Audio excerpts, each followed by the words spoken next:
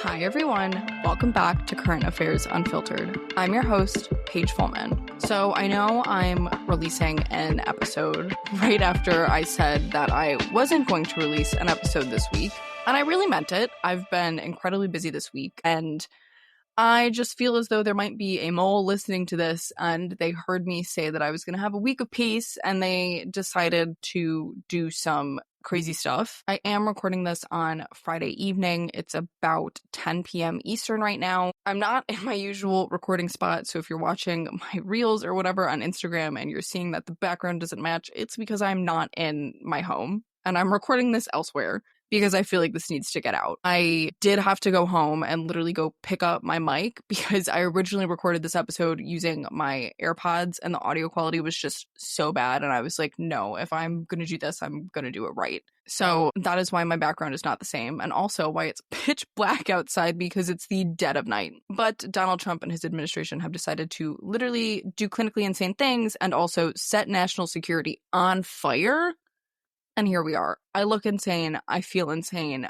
Repping my master's university sweatshirt, I actually just look crazy right now. But here we are. This week, I'm dedicating the entire episode to what I'm calling SignalGate, but has also been called Signal Ghazi or Whiskey Leaks, which has become the news story of the week, in which members of the Trump administration accidentally added the Atlantic editor-in-chief, Jeffrey Goldberg, to their Signal group chat, where they were casually discussing U.S. war plans about bombing the Houthis. I'm going to break it all down, the whole Goldberg story, the leaked texts, the chaos that followed in the congressional hearings, and then, most importantly, why this is so outrageously wrong and a serious threat to U.S. national security. This is going to be more of a just the facts, ma'am type of episode, at least through the first half while I'm just telling the story. My goal really with this episode is to give you a rundown of where we are now on March 28th at 10 p.m. Eastern from the beginning. I will say, if you're listening to this episode because you truly have no idea what happened or it's just kind of on your peripheral, one of the guiding tweets that I saw that has just made me think about this a little bit differently is that when comparing this to Watergate, just a little background information, there were two reporters, Bob Woodward and Carl Bernstein, who broke Watergate. They did so much reporting and digging and they broke it, and they tried really hard to get their sources and whatever. The tweet said, "This is like if Nixon's cronies had emailed the tapes themselves to Bernstein and Woodward." I just want you to keep that in mind as we go through the rest of the story. Before we get into the nitty-gritty, let's give a little bit of background first. So first of all, what is Signal? Signal is a messaging app and works a lot like any other messaging app. There's direct messaging, group chats, phone, video calls. You also have the ability to set a time limit on when messages disappear, kind of like Snapchat. The benefit and why Signal is pretty popular is that it uses end-to-end encryption that prevents third parties from viewing conversation content or listening in on calls. According to the AP, the encryption protocol is the same one used by Meta's WhatsApp. Signal is more secure than traditional texting, but by no means is it unhackable. Nothing is unhackable. According to my research, it is used by those in government, but more in the same way that Slack or Teams is used in the private and business sector. In a, hey, send you a classified email, check it out once you get to that secure place to view it. That's just based on my Google searches, but I would find that to be a pretty standard thing. It has generally been discouraged for use related to specific work matters, especially classified things, but obviously what people do on their personal time is their business. Now that we know what the app was and what the background is, let's talk about the real story. This part of the story comes directly from Jeffrey Goldberg's article in The Atlantic titled, "The Trump Administration Accidentally Texted Me Its War Plans." That will be linked in the show notes. I literally started a free trial at The Atlantic to read it. I do recommend you go do the same because the guy does have jokes. It's a 30-day free trial, so be sure to cancel it before the 30 days because then it's like $70 a year. And as much as I love that article, it's not worth $70. Anyways, in the article, he states that he received a request on Signal to connect with Michael Waltz, who is Trump's national security advisor, on March 11th. Goldberg stated he was initially confused by the request and almost thought it could be some sort of operation to kind of gotcha him, but accepted it hoping that it was the real Waltz and that he wanted to, quote, chat about Ukraine or Iran or some other important matter. On March 13th, so 2 days after he got the friend request from Mike Waltz, Goldberg was included in a Signal group chat called Houthi PC Small Group. Now, PC stands for Principals Committee, a type of meeting convened by the National Security Advisor, in this case that would be Mike Waltz, with heads of relevant agencies. Small group then indicates that they have shortened the invite list for a variety of reasons, either because the matter was particularly sensitive, it was like a need-to-know kind of basis and they didn't need everybody there, or they didn't want a person there who would disagree with what they were doing. Who knows why this small group was created, but needless to say, a principals committee does not typically involve journalists. Goldberg stayed in the chat long enough to realize it was, in fact, a legitimate thread when bombs were dropped in Yemen on March 15th, at the time that the account belonging to Pete Hegseth said that they would. He then removed himself from the conversation, realizing its validity.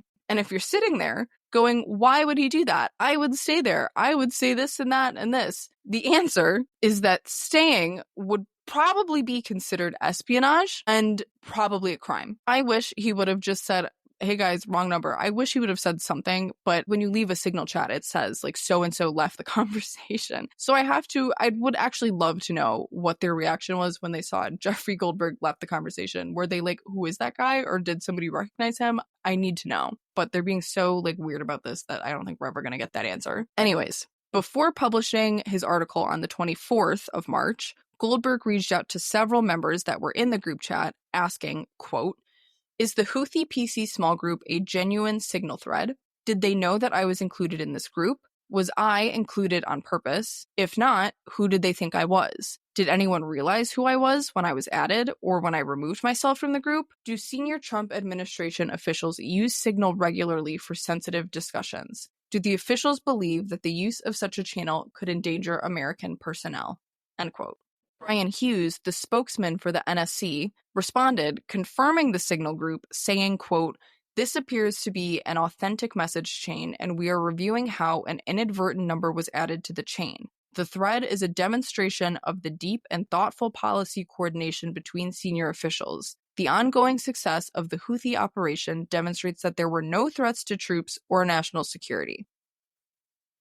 In essence, that is a long-winded way of saying, oopsie, are bad that you were added, but also whatever you are plotting and scheming about writing is a lie and stupid because nothing went wrong. And that's just showing that everybody's working together and teamwork. Go team on 3, 1, 2, 3, Team Trump.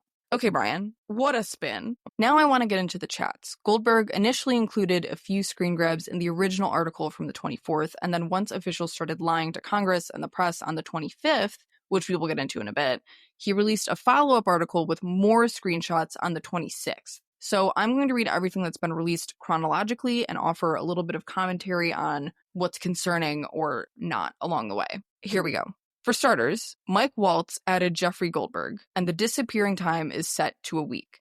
The very first text to the group is from Mike Waltz, and I so deeply wish I had a group of actors to do a dramatic reading of this, but unfortunately, you're going to just have to deal with me. Anyways, Waltz says, Team, establishing a principals, which he misspelled, group for coordination on Houthis, particularly for over the next 72 hours. My deputy, Alex Wong, is pulling together a tiger team at deputy/agency chief of staff level, following up from the meeting in the sit room this morning for action items, and we'll be sending that out later this evening. What a run-on sentence. Next text, still from Mike Waltz. Please provide the best staff POC, point of contact, from your team for us to coordinate with over the next couple days and over the weekend. Thanks. Spelled THX. This, in and of itself, is not a huge deal. There's nothing classified about this message. He basically is just asking the heads of these agencies for a point of contact to follow up on a meeting from earlier in the day. Really just seems, in the corporate world, as a comparison, asking for members of the C-suite to give their right-hand person or assistant or whoever manages their day-to-day stuff. After this, Marco Rubio, J.D. Vance, Tulsi Gabbard, Scott Bessent, Pete Hegseth, and someone identified only by Brian,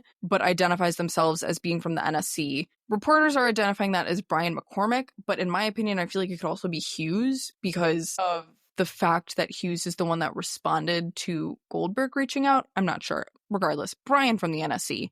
They all respond in that order with their points of contact. Again, nothing weird. Waltz asked, they answered. Not sure how I feel about that being on Signal. I mean, again, that's not classified information, but it could have been an email. Waltz then says, team, you should have a statement of conclusions with taskings per the president's guidance this morning in your high side inboxes. High side means classified. So they typically will have a special computer because all of these people will have classified and unclassified emails coming through. So there typically is a special computer just for classified emails. This is also almost every text they do the like millennial thing. Maybe it's a boomer thing too. I don't even know, where they send a paragraph and then same text, but like indent, like return, and then start a new paragraph.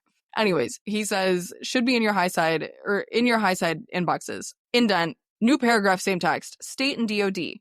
We developed suggested notifications list for regional allies and partners. Just saying we made a list of people you should probably let know. New paragraph, same text. Joint staff is sending this AM a more specific sequence of events in the coming days, and we will work with DOD to ensure COS, OVP, and POTUS are briefed. JD Vance jumps in with something almost completely unrelated and says, team, they need to come up with like a better slogan. Team, I am out for the day doing an economic event in Michigan, but I think we are making a mistake. New paragraph, same text.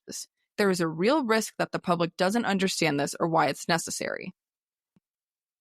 You know what? Maybe he's right, because I don't understand why it was necessary, but here we are.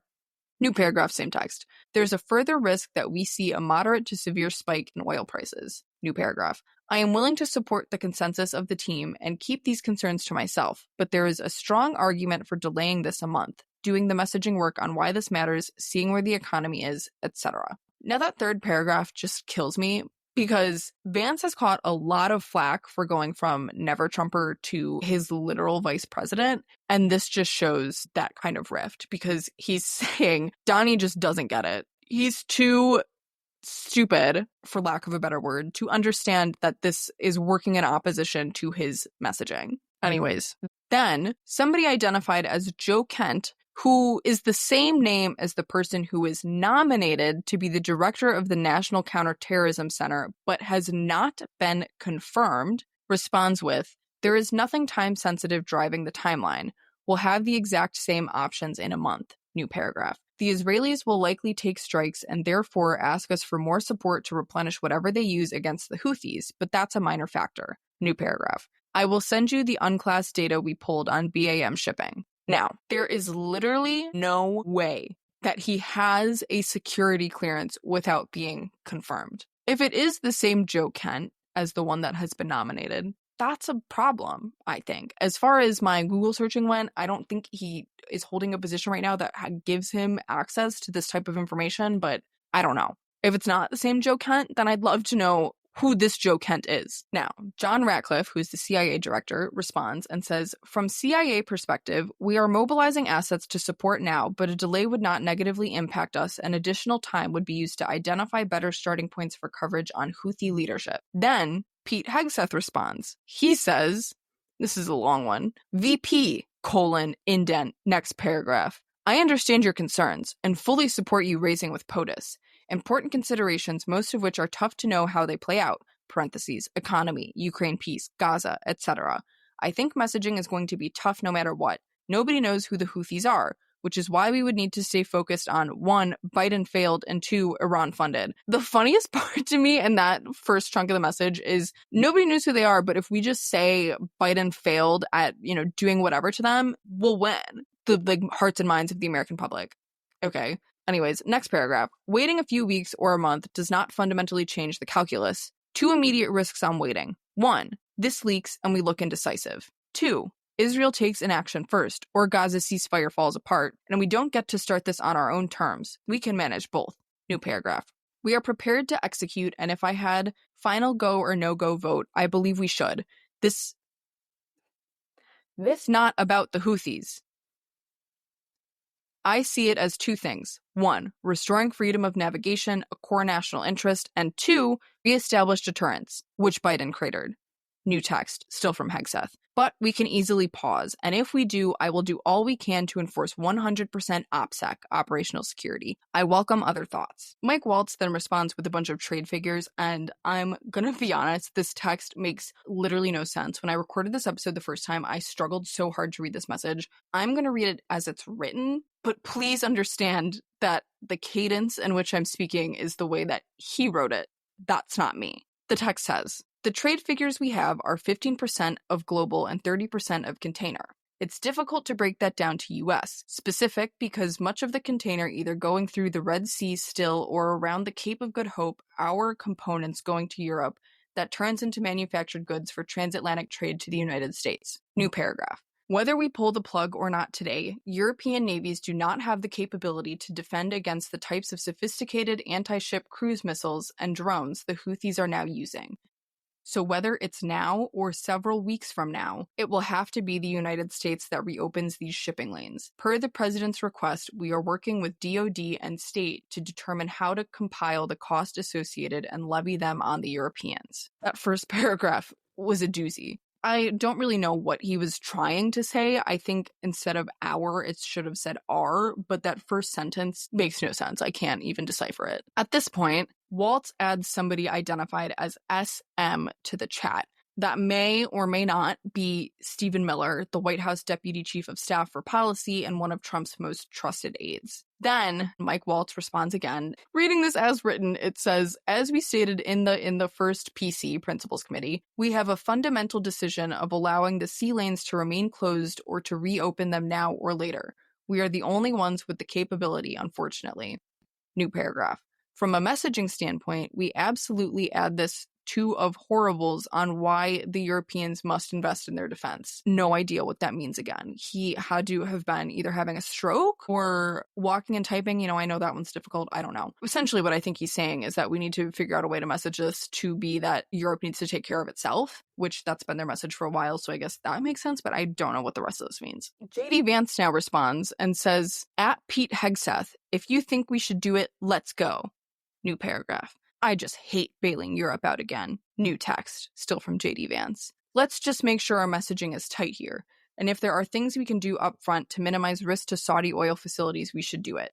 Pete Hegseth responds, VP, I fully share your loathing of European freeloading. It's, all caps, pathetic. New paragraph. But Mike is correct. We are the only ones on the planet, parentheses, on our side of the ledger, who can do this. Nobody else even close. Question is timing. I feel like now is as good a time as any given POTUS directive to reopen shipping lanes. I think we should go, but POTUS still retains 24 hours of decision space. I guess this just goes to show that the way they talk about Europe and them being like freeloaders and, you know, whatever, all the stuff that they say on TV is at least a little bit truly felt by them, which is disappointing because so many times I feel like I not justify, but push away what they say and say like, oh, they're just putting on an act. Nope, not on this. Because this was supposed to be a private chat that they are sharing these feelings in. Now SM jumps on and says, as I heard it, the president was clear. Green light, but we soon make clear to Egypt and Europe what we expect in return. We also need to figure out how to enforce such a requirement. He then writes capital E, capital G, like example, but that's not the way that it's written. E.g., if Europe doesn't remunerate, then what? If the U.S. successfully restores freedom of navigation at great cost, there needs to be some further economic gain extracted in return. Pete Hegseth responds and says, agree. So far, nothing that has been sent in the chat is alarming.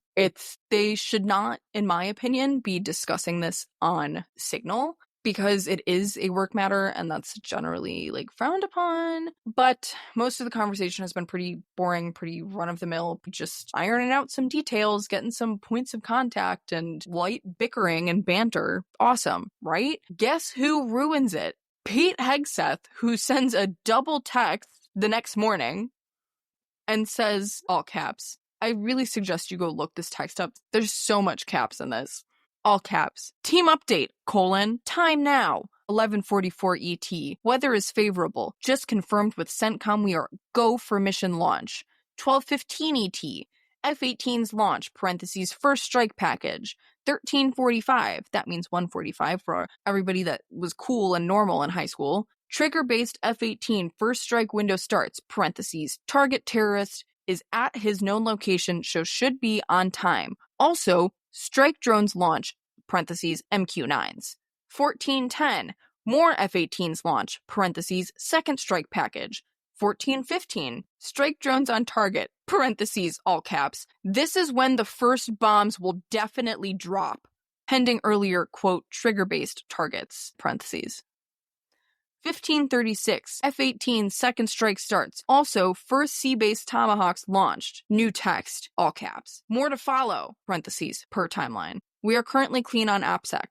Godspeed to our warriors. That's where it gets dicey, and of course, it was Pete Hegseth that ruined it for everybody. Anyways, JD Vance responds, I will say a prayer for victory, where two people, prayer hands emoji, react to it. We don't know who that was. After this, Mike Waltz sets the disappearing time to 4 weeks, which if you remember at the top, initially it was set to 1 week. So I don't know what all that was about. Maybe Mike Waltz had a moment of clarity and he saw that Pete Hegseth was saying some weird shit in there and was like, let me keep this a little longer just in case. Waltz then responds and says, VP, period, building collapse, had multiple positive ID. Pete, Carilla, the IC, which I assume means intelligence community. Amazing job.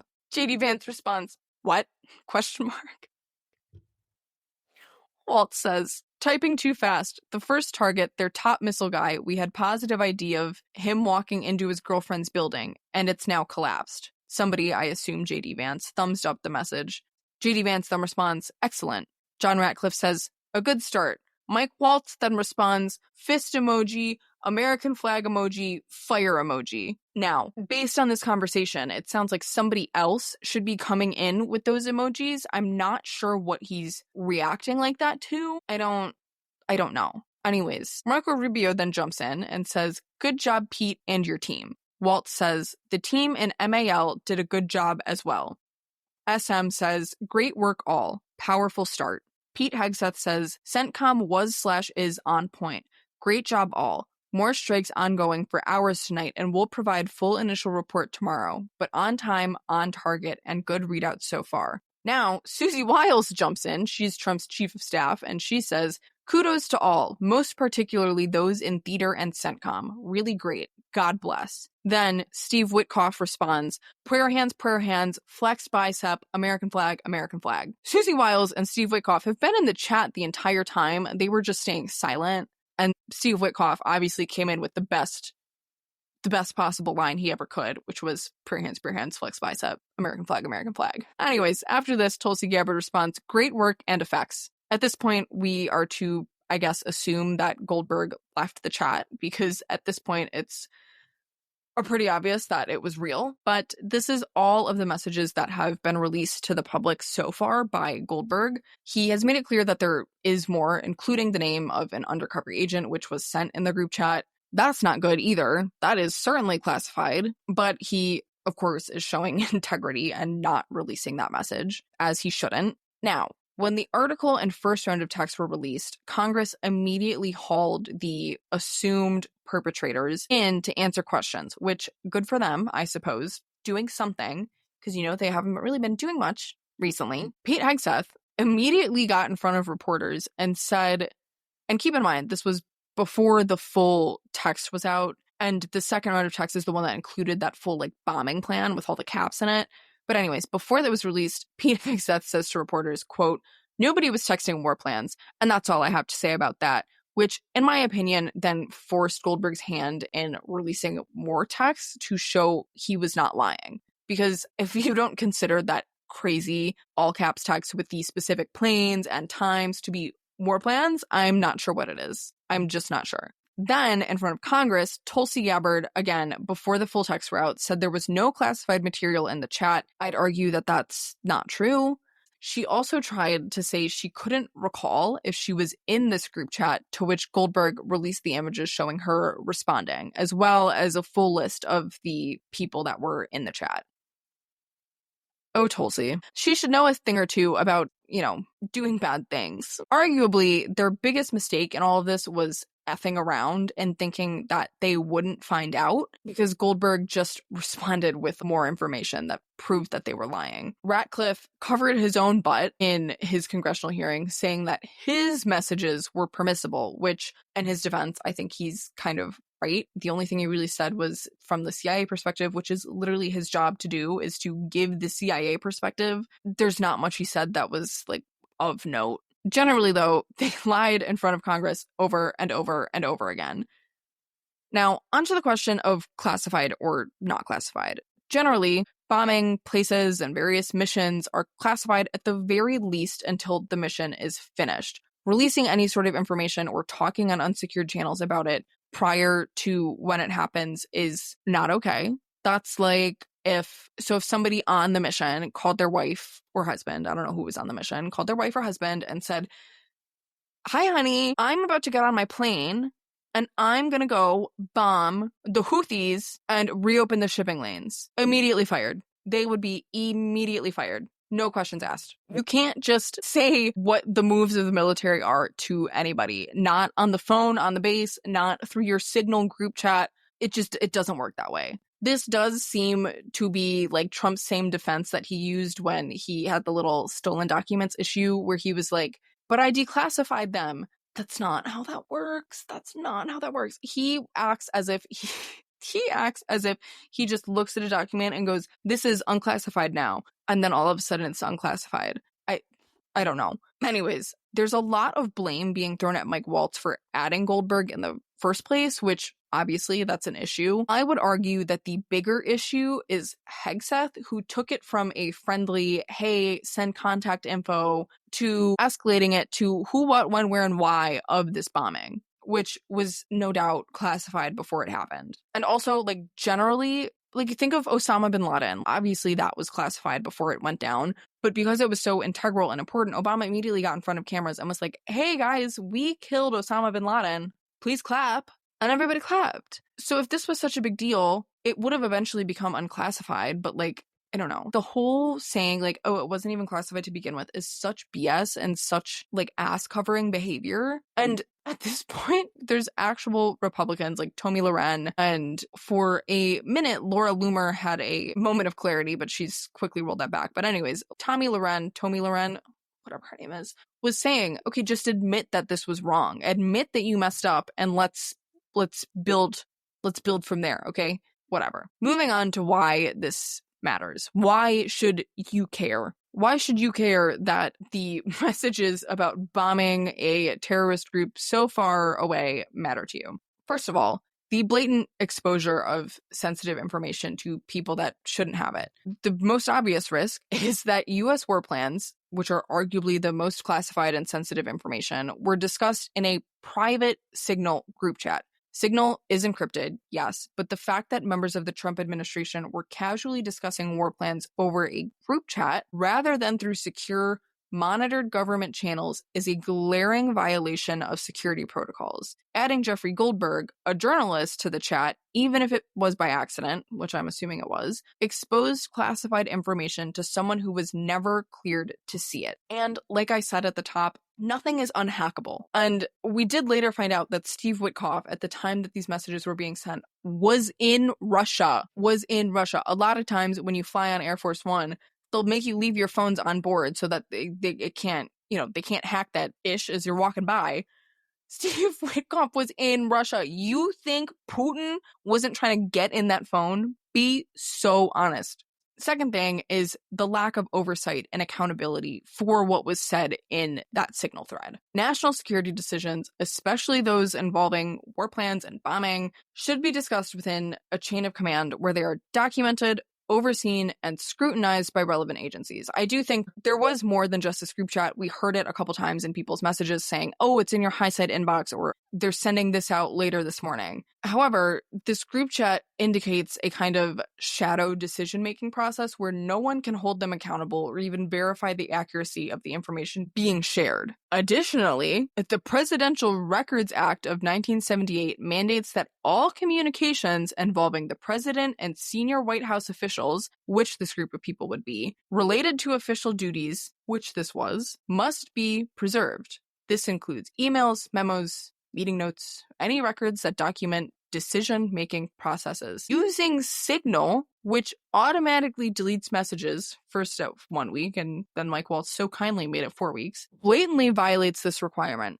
By conducting sensitive conversations about national security and war plans on a private, encrypted messaging app, Trump officials intentionally bypass the system designed to preserve these communications for the public record. They are probably going to get in front of camera soon and say, "No, we were always gonna print these out and hand them over. We were always gonna do that. Do you want, like, don't believe them when they say that. And if they don't say that, they're stupid, because that's the easy defense. I hope I'm not giving them ideas now that I know that there's a mole listening to me. Anyways, the other thing is that even when they hand these documents over, I had to do this in my master's program. We had to write about like a decision-making process that a president went through, and I chose Ronald Reagan and the Iran-Contra affair. I'm not going to get into that, but I was beefing with my professor. If she's listening to this, I am your biggest hater. But even when I did Ronald Reagan, who was a president in the 80s, not all of his documents were released. So even when they hand these documents over to be kept, they don't get released to the public for at least, I think it's 25 or 30 years. Like, the silly stuff does get released pretty soon after, but the stuff that requires actual thought and like look over takes a minute to be released. Like, there were not, I think in that class, nobody had a president beyond Bush 1, I think. Anything beyond that was just too difficult to get actual historical documents on. So I'm not really sure what their issue is, which at that point, it just makes me assume that they were just too lazy to meet in person, which, coming from the people that want to ban working from home, that's a bold take to have. Anyways, the other thing is, as I just talked about, the potential for foreign espionage. Even though Signal is encrypted, as I said, it's not unhackable. If a phone is compromised, or if one of the group chat members screenshots or leaks the messages, I'm not as concerned about leaks in this administration, but the screenshot, that's where it gets dicey. Those sensitive plans could easily end up in the wrong hands, whether it's a foreign adversary or a domestic actor with a bad intention. Leaked war plans could put U.S. operations, service members, and global alliances in jeopardy. Tulsi Gabbard herself was overseas when the chats happened, and Steve Witkoff, as I said, was in Russia. They are lucky that the person that was accidentally added was just Jeffrey Goldberg and not some crazy person that was going to use this for whatever, extortion, or somehow contact the Houthis or the Iranian government and say, hey, do you want this information? Anyways, they got lucky, and I don't think they're realizing how lucky they were. The other thing is compromised operational security. Military strategy and operational plans rely on strict OPSEC, which, if you remember, Pete Hegseth brought up and was like, OPSEC is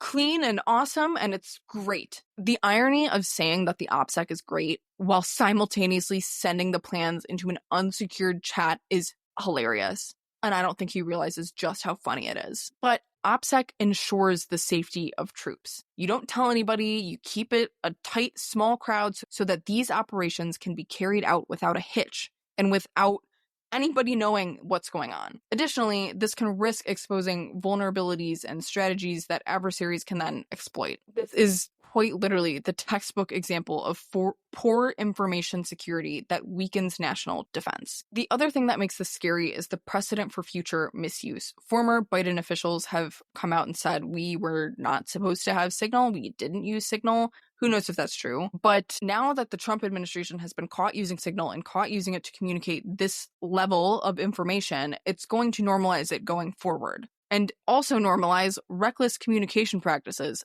The vice president and his buddies did it. How about I do that too? What's stopping the next president from saying, yeah, go ahead and use Signal? I mean, it worked out so great for the last administration. Granted, the only person that got in was Jeffrey Goldberg. But anyways, this is just encouraging similar behavior from the next administration. And I've seen this all over. I believe it to be true. If this had happened under Joe Biden, I feel as though Democrats would have gotten behind like an impeachment or, some sort of behavioral reprimanding action, because this is reprehensible. You should not be communicating on Signal for secret information. Additionally, can you imagine if the operation had failed? Because Brian Hughes' whole response was, see, this just proves that we communicated on Signal and look, nothing happened. Okay, well, what if? What if? I would love for them to tell me. The other thing, this one to me is the most concerning. It seems clear from the tone of the messages that this is not the first time that they have discussed matters on Signal. Jeffrey Goldberg even suggested that it likely is not the first time that they used encrypted apps to bypass official channels.